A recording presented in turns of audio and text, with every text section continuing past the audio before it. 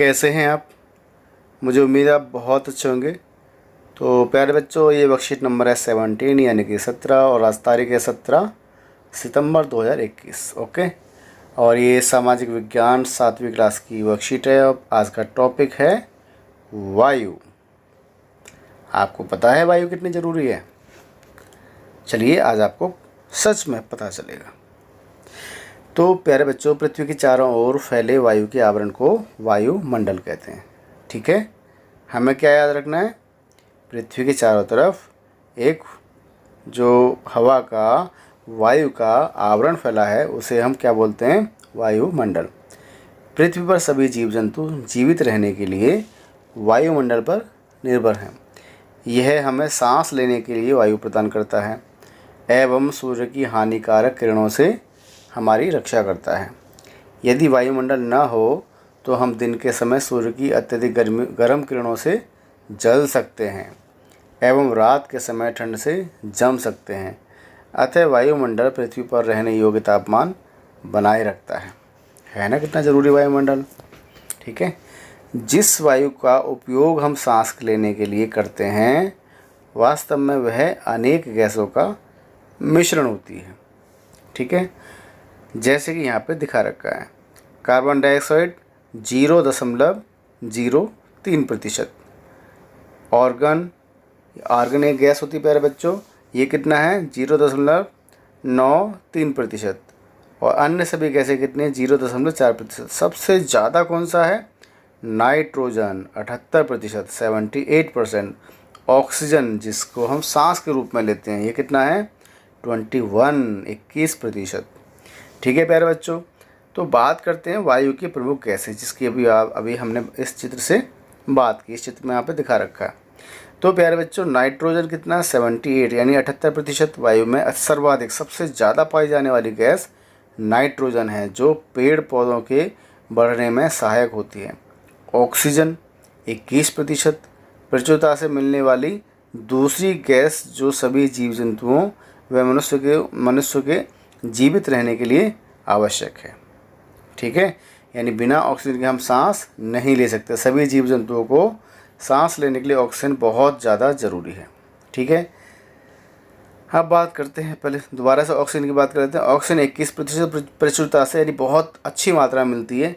अच्छी मात्रा में यानी प्रचुरता से मिलने वाली दूसरी गैस जो सभी जीव जंतुओं व मनुष्यों के जीवित रहने के लिए आवश्यक है। Carbon dioxide 0.03%। मनुष्य व जीव जंतु दोनों ऑक्सीजन लेते हैं और कार्बन डाइऑक्साइड छोड़ते हैं। याद रखिए प्यारे बच्चों, सभी जीव जंतु क्या ग्रहण करते हैं? ऑक्सीजन, लेकिन क्या छोड़ते हैं? Carbon dioxide. इसके विपरीत पेड़ पौधे कार्बन डाइऑक्साइड लेते हैं और ऑक्सीजन छोड़ते हैं। अब कार्बन डाइऑक्साइड कौन लेता है सांस में? पेड़ पौधे, और छोड़ते क्या हैं?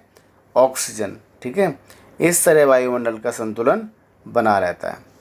अब प्यारे बच्चों, वृक्षों की उपयोगिता। यहाँ पे वृक्षों की उपयोगिता क्या है? जैसे अभी आपने यहाँ पर पढ़ा, यदि हम पेड़ काटते हैं तो वायु में ऑक्सीजन और कार्बन डाइऑक्साइड का संतुलन बिगड़ जाता है, इसलिए हमें पेड़ नहीं काटने चाहिए। ऑक्सीजन की मात्रा पेड़ लगाने से बढ़ती है, इसलिए हमें अधिक से अधिक पेड़ लगाने चाहिए।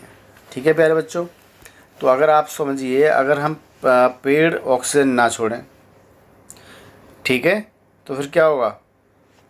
हमारे लिए ऑक्सीजन कम हो जाएगी, और हम कार्बन डाइऑक्साइड छोड़ते रहें तो क्या होने वाला है? तापमान पृथ्वी का और ज़्यादा बढ़ता जाएगा, तो ये हमारे लिए ही समस्या के बन जाएगी। तो इसलिए हमें अधिक से अधिक मात्रा में पेड़ लगाने चाहिए। ठीक है प्यारे बच्चों, अब बात करते हैं कार्बन डाइऑक्साइड की। विशेष रूप से कार्बन डाइऑक्साइड और क्या करती है? कार्बन डाइऑक्साइड एक महत्वपूर्ण गैस है। कैसे? कार्बन डाइऑक्साइड वायुमंडल में फैलकर पृथ्वी से विकिरित यानी पृथ्वी से जो किरणें ऊष्मा जो बाहर निकलते हैं ना, ऊष्मा को पृथ्वी पर रोक कर ग्रीन हाउस प्रभाव पैदा करती है। अभी ग्रीन हाउस प्रभाव क्या होता है?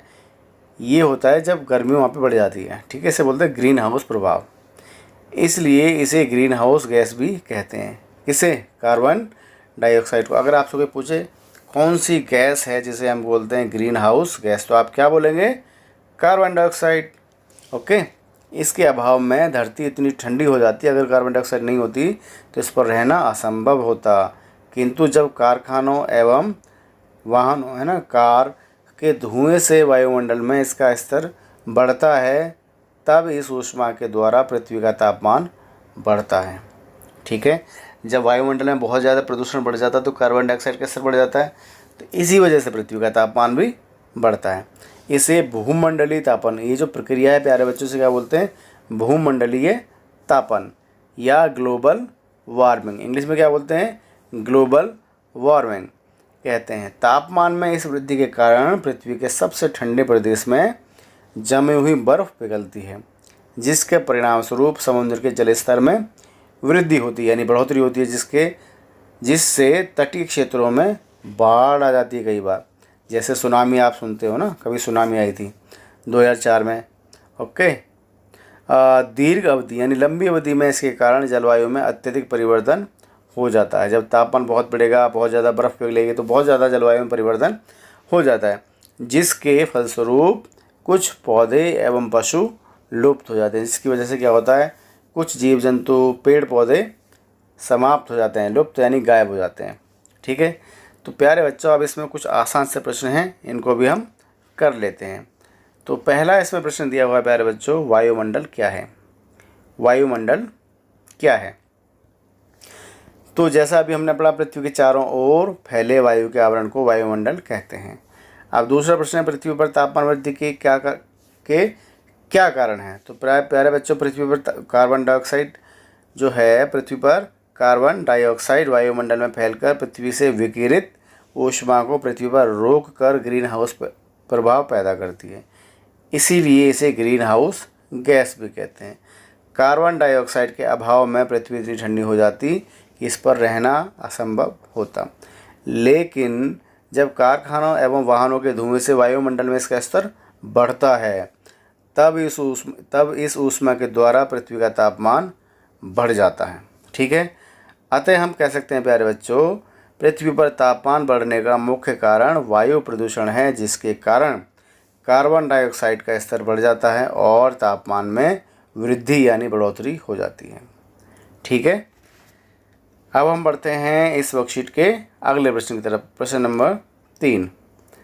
तो इसमें क्या पूछा प्यारे बच्चों, रिक्त स्थान की पूर्ति कीजिए। तो यहाँ पे कुछ रिक्त स्थान दे रखे, जैसे पेड़ पौधे कौन सी गैस छोड़ते हैं, डैश खाली स्थान, गैस ग्रीन हाउस प्रभाव पैदा करती है।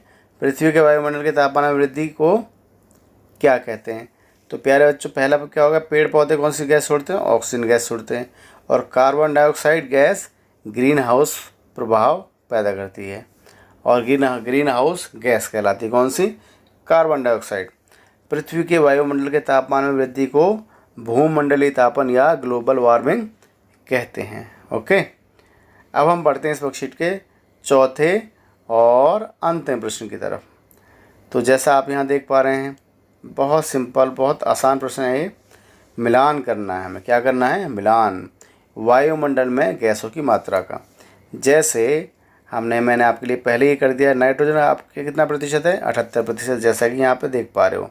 ठीक है, यहाँ, और ऑक्सीजन कितना है, 21% यानी 21%, जैसा कि आप यहाँ देख सकते हैं।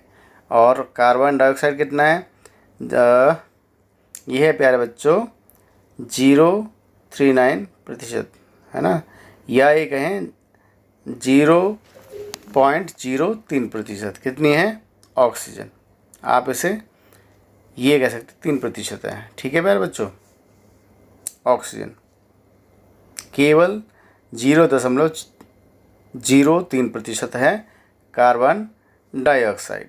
ठीक है, और ऑर्गन कितनी है, ऑर्गन ये है प्यारे बच्चों 0.93%, और अन्य गैसें कितनी है, 0.04%। ठीक है, तो इस तरीके से प्यारे बच्चों गैस हैं हमारे वायुमंडल में। और ये थी आपकी वर्कशीट। आपका बहुत बहुत शुक्रिया, धन्यवाद।